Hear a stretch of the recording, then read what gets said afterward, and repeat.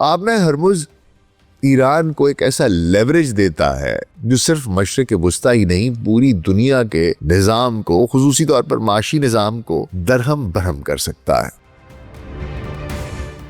इस जंग और आबनाए हरमुज की बंदिश का दुनिया भर की तेल और LNG की सप्लाई पर क्या असर पड़ा है?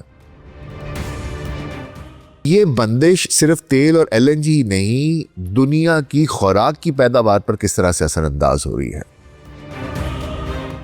तेल, LNG और खुराक ही नहीं, दुनिया में एल्यूमिनियम की पैदावार पर इसका क्या असर पड़ा है। सऊदी अरब और दुबई ने इसका कोई मुतबादिल रास्ता ढूंढ रखा है, सुना है? क्या उस मुतबादिल रास्ते से ये जो कमी हो रही है आबनाए हरमुज से, ये पूरी हो सकती है? और अगर ये जंग ना रुकी और ये आबनाए हरमुज अगले 2 हफ्ते ना खुला, तो क्या ये दुनिया की मईशत के पहिए को मुकम्मल तौर पर जाम कर देगा?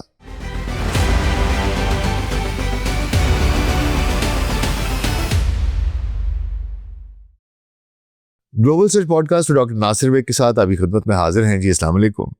गुज़िश्ता 48 घंटों में अमेरिका इसराइल ईरान जंग को ख़त्म करने का मुतालबा करने वाली आवाज़ों में इजाफा हुआ है, लेकिन जिन्हें समझना चाहिए उनकी रट है मैं ना मानो। यार अब वो ना समझे हैं ना समझेंगे मेरी बात, यार अब वो ना समझे हैं ना समझेंगे मेरी बात, दे और दिल उनको जो ना दे मुझको जुबां। और इसराइल और अमेरिका ने ईरान के कदीम तरीन शहरों बशमूल हमदान और इस्फहान पर शदीद तरीन फिजाई हमले किए।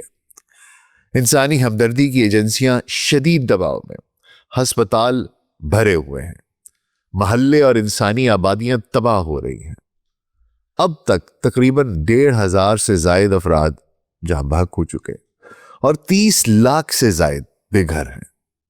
ईरान दुनिया से सरेआम सरजद होने वाले जंगी जराइम की तहकीकात का मुतालबा कर रहा है, लेकिन ईरान डटा हुआ है। IRGC ने अपना नया हाइपरसोनिक मिसाइल सिजील जो है वो लॉन्च किया है जी, जो ईरान का सबसे ताकतवर तवील फासले तक मार करने वाला हथियार है।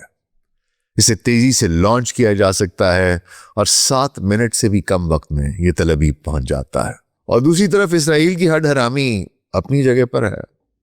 उसने इन रिपोर्ट्स की तरदीद की है कि उसके पास मिसाइल इंटरसेप्टर्स की कमी है और वो कहता है कि वो लंबी जंग के लिए तैयार है।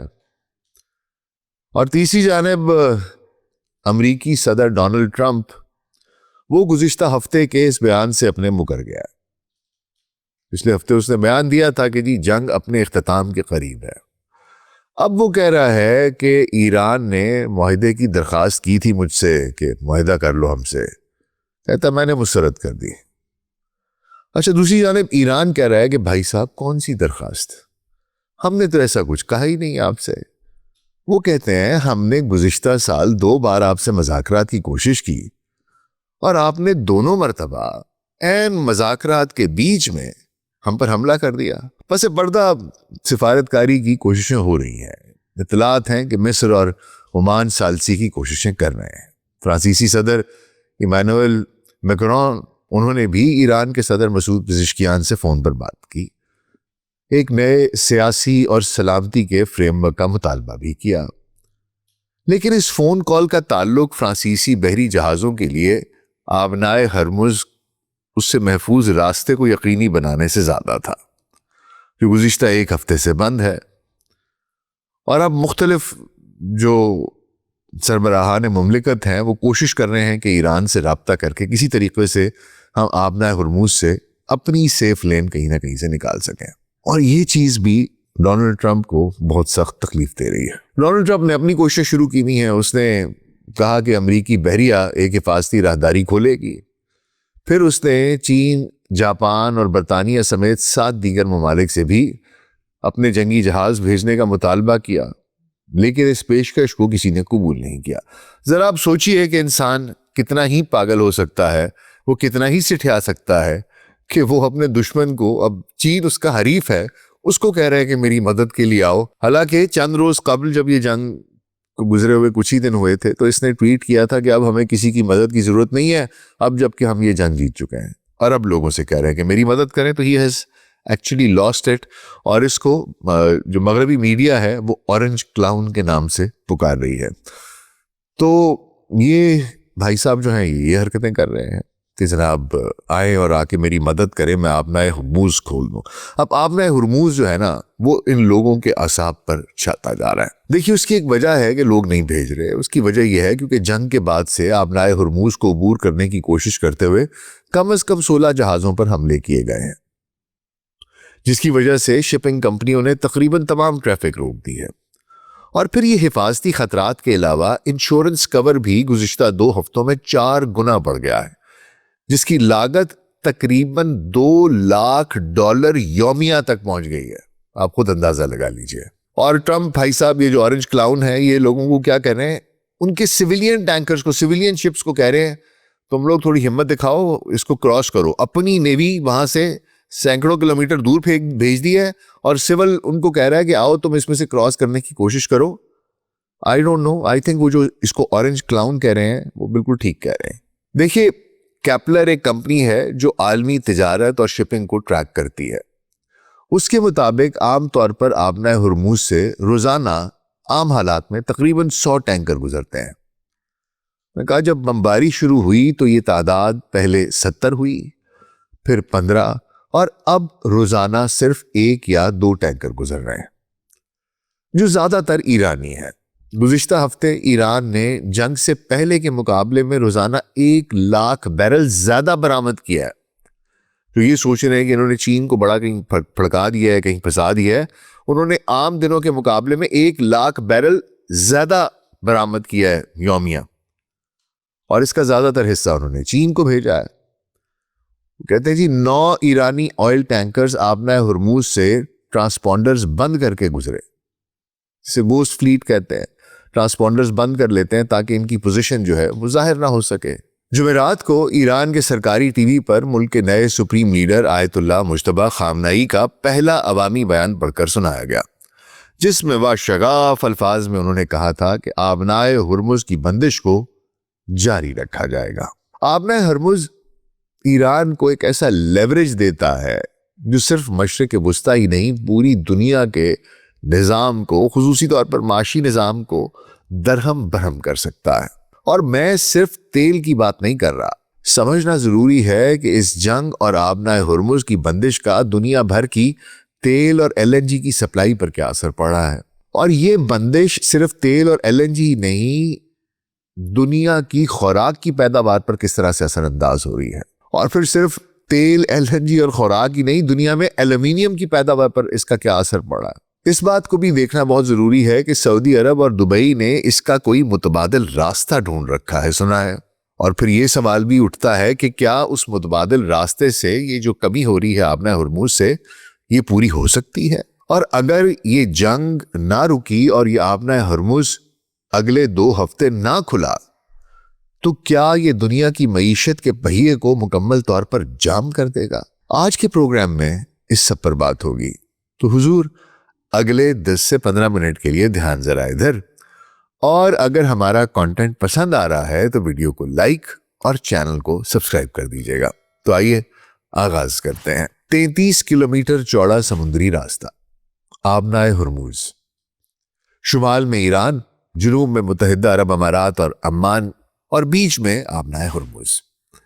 खलीज फारस को खलीज अदन से जोड़ने वाला वाहिद समुद्री रास्ता, जो फिर बाद में बहिरा अरब और आलमी तिजारती रास्तों की तरफ खुल जाता है। इस मकाम पर वाक़े होने की वजह से सऊदी अरब, इराक, कुवैत, कतर, बहरीन और मुत्तहिदा अरब अमारात से तेल की बरामदात को इसके बीच से गुजर कर जाना पड़ता है। और रोजाना तकरीबन 20 मिलियन बैरल तेल, जो आलमी पेट्रोलियम तिजारत का तकरीबन 5वां हिस्सा है, दर्जनों तेल के टैंकर्स में इस तंग राहदारी से गुजरता है। आपनाए हुर्मुज़ सिर्फ 33 किलोमीटर चौड़ा है और जो असल शिपिंग लेन है वो तो इससे भी ज्यादा तंग है, यानी सिर्फ चंद किलोमीटर चौड़ी है, जिस वजह से इसके जो करीबी जजायर हैं वो स्ट्रेटेजिक तौर पर बहुत अहम हो जाते हैं। जो जज़ायर इसके इर्द गिर्द हैं उनमें अहम जज़ायर के नाम हैं कुशुम है, हुर्मुज़ है और लार्क है, जो ईरान के ज़ेरे कंट्रोल हैं। जबकि अबू मूसा, ग्रेटर तुम्बा और लेसर तुम्बा ये मुतनाज़े जज़ायर हैं जिन पर मुत्तहिदा अरब अमारात का दावा है, लेकिन 1971 से ईरान के ज़ेरे कंट्रोल हैं। ये जज़ायर टैंकर्स के रास्तों पर नज़र रखते हैं, जिससे आबना हुर्मुज़ पर स्ट्रेटेजिक निगरानी और फौजी बरतरी हासिल होती है। यही वजह है कि आबना हुर्मुज़ को तवानाई के एतबार से दुनिया के अहम तरीन चोक पॉइंट्स में से एक समझा जाता है। इसकी मुकम्मल बंदिश से दुनिया की तेल की सप्लाई का तकरीबन 20% मुतासर हुआ है, जिससे आलमी तवानाई की कीमतों में शदीद इजाफा हुआ है, जो कि आलमी सतह पर इक्तसादी अदम इस्तेहकाम का बाइस बन रहा है। ब्रेंट क्रूड तेल की कीमत एक दफे $119 फी बैरल तक पहुंच चुकी है और अब भी फ्लक्चुएट कर रही है, जिससे खुसूसी तौर पर एशिया जैसे चीन, जापान, कोरिया, इंडिया, पाकिस्तान वगैरह को सप्लाई मुतासर हो रही है। गोके चीन को ईरान की जानिब से तेल की सप्लाई गोस्ट टैंकर्स के जरिए जारी है, मगर दुनिया के मैन्युफैक्चरिंग हब चीन के लिए वो नाकाफी है। और जनाब, तेल वो वाहिद कमोडिटी नहीं है जो इस जंग और आबना हुर्मुज़ से मुतासर हो रही है। कतर की रास लाफान पर हालिया दिनों में हमला हुआ और उसे बंद कर दिया गया। ये दुनिया का सबसे बड़ा LNG कॉम्प्लेक्स है और इसकी बंदिश का आलमी गैस की कीमतों पर खतरनाक असर पड़ा है। कतर दुनिया की माया कुदरती गैस का 5वां हिस्सा पैदा करता है। बंदिश के बाद यूरोप में गैस की कीमतों में 45% इजाफा हुआ है। यहां प्रोसेस की जाने वाली माया कुदरती गैस कतर के शुमाली मैदान से हासिल की जाती है, जो दुनिया का सबसे बड़ा गैस फील्ड है। और यहां पैदा होने वाली LNG को दुनिया भर के खरीदारों तक पहुंचने के लिए एक चोक पॉइंट भी जो आबना हुर्मुज़ है, इधर से गुजरना पड़ता है। वहां से जो कार्गो है बुनियादी तौर पर एशिया और फिर यूरोप को जाता है। कतर आलमी LNG का 20% फराहम करता है और एशिया को सबसे बड़ा वाहिद सप्लायर है। फौरी बंदिश के साथ कतर ने जो खरीदारों को बता दिया है जनाब कि हम सप्लाई पूरी नहीं कर सकते आपकी, और खरीदार अब मुतबादिल तलाश कर रहे हैं।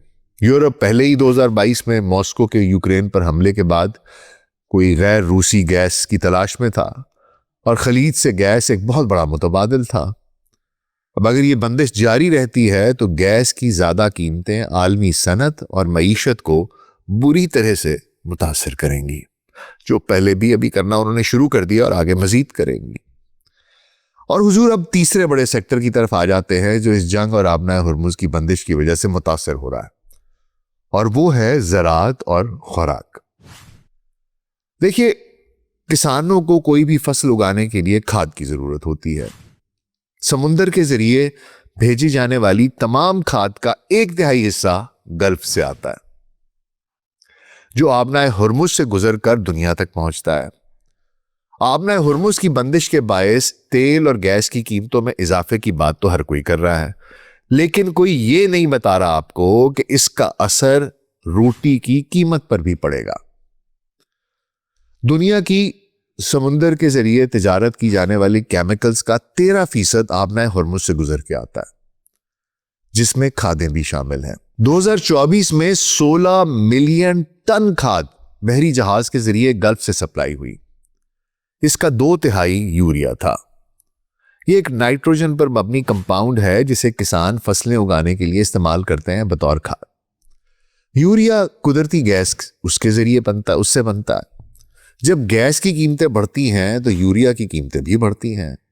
होता कुछ यूं है हुजूर कि जंग की वजह से आबना हुर्मुज़ बंद हुआ, इससे गैस की कीमतें बढ़ी, जिसकी वजह से खाद महंगी हो गई। महंगी खाद किसान खरीद रहे हैं। देखिए जनाब, तवानाई, खाद और खुराक के दरमियान एक गहरा ताल्लुक है। खुराक की पैदावार का हर मरहला तवानाई पर चलता है। फार्म की मशीनरी डीजल पर चलती है। फसलों को मुंतकिल करने वाला जो ट्रक है वो भी डीजल पर चलता है।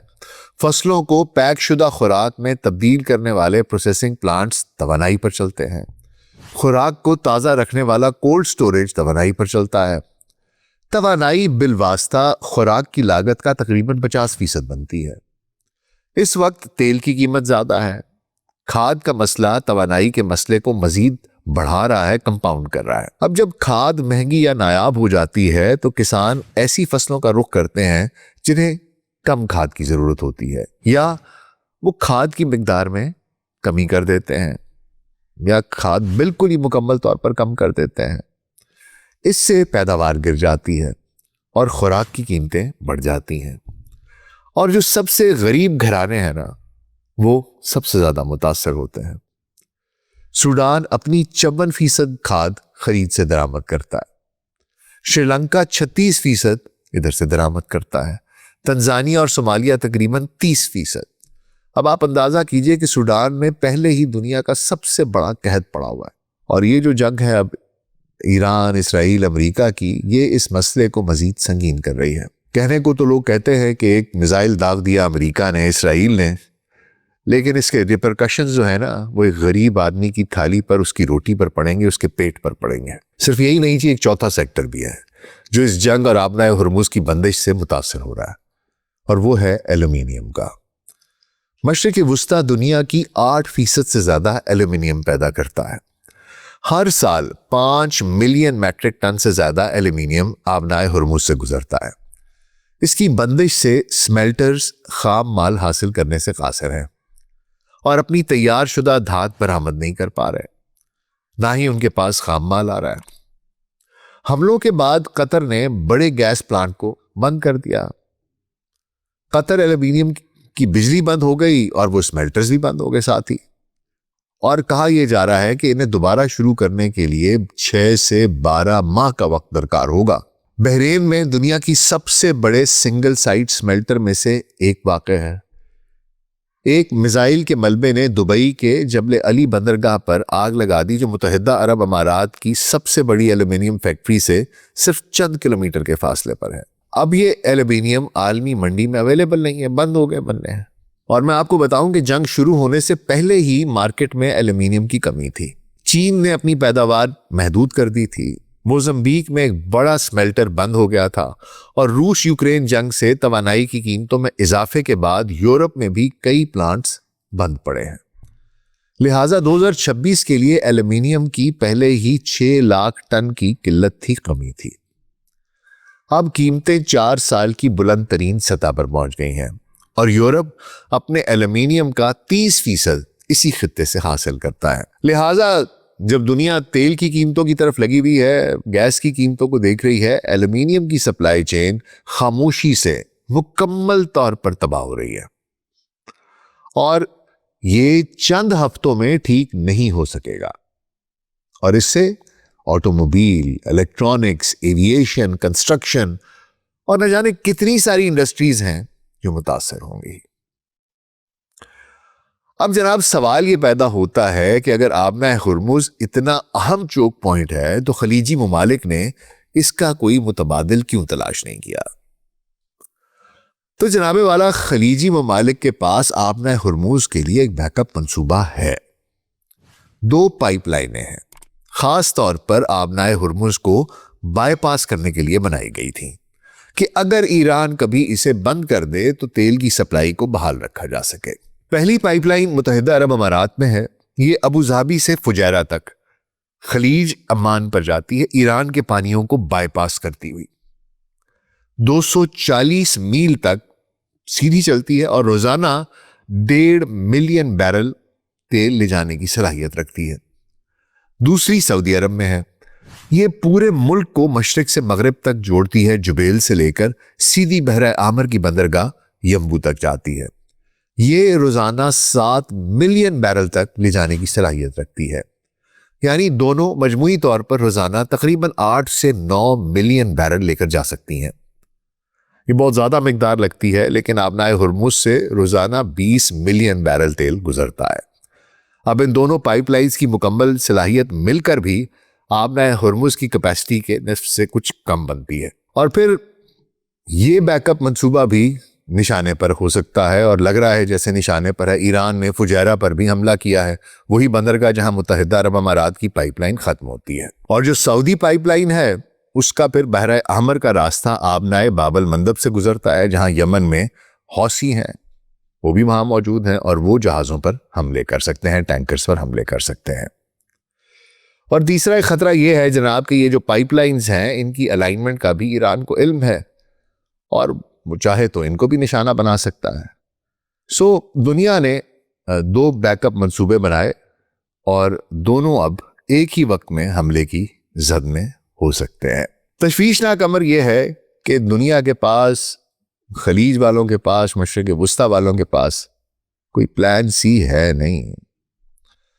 और अगर आप देखें तो अमेरिका और इसराइल के सरबराहान के बयानात उनको सुनिए तो कोई भी पीछे हटने को तैयार नहीं है, ये जानते हुए भी कि इस जंग से सिर्फ इन ममालिक और मशरिक़ वुस्ता ही नहीं बल्कि पूरी दुनिया तबाही के दहाने पर पहुंच सकती है। ईरान अपनी बका की जंग लड़ रहा है और अगर ये जंग ना रुकी तो हम सब भी चंद माह में अपनी बका की जंग लड़ने पर मजबूर हो जाएंगे। इसलिए अल्लाह सुब्हान ताला से दुआ है कि ये जो ऑरेंज क्लाउन है या वो मलून जो है नेतन्याहू और ये ट्रंप, अल्लाह इनको हिदायत दे और इस जंग को जल्द अज जल्द ख़त्म करें और इंसानियत जिस तरीके से उसकी तजलील हो रही है, जिस तरीके से बच्चे मर रहे हैं, बेघर हो रहे हैं और जो आने वाला वक्त है उसमें जिस तरीके से लोग भूख से मरेंगे इस वजह से, इस सब से अल्लाह सुब्हान ताला महफूज रखे इंसानियत को और इन लोगों को जिनके पास ताकत है इनको होश के नाखुन लें ये और अल्लाह इनको अक़ल अता फरमाए और ये कम से कम इस बर्बरियत से बाज आ जाए जिस रास्ते पर ये गामज़न है। आमीन सुम्मा आमीन। अपना बहुत ख्याल रखिएगा। शुक्रिया।